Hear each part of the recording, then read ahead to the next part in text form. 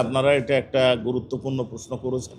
আমি শুধু এটুকু বলতে পারি, সেই রায়ের বিরুদ্ধে আমরা মহামান্য আপিল বিভাগে আপিল দায়ের করব, এটা লার্নেড চিফ প্রসিকিউটর আপনাদেরকে জানিয়েছেন। কাজেই ওই বিষয়টি নিয়ে আমি আর কোনো মন্তব্য করতে চাচ্ছি না।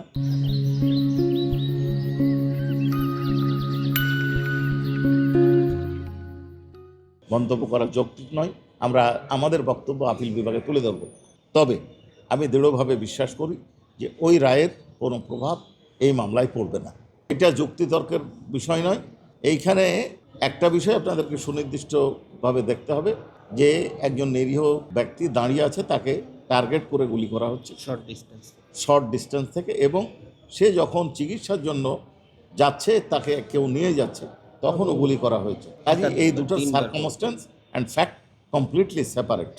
আমরা আইনানুগ শাস্তি চেয়েছি, সর্বোচ্চ শাস্তি চেয়েছি। ট্রাইব্যুনাল বিবেচনা করে দেখবেন আমাদের বক্তব্য সঠিক কিনা। তবে আমরা মনে করি আমাদের বক্তব্য যথার্থ এবং আমরা সকলের বিরুদ্ধে অভিযোগ প্রমাণে সক্ষম হয়েছি।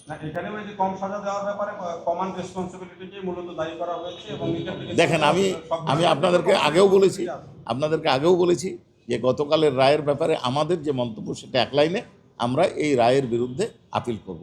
বাকি কোনো বক্তব্য আমরা এখানে দেব না।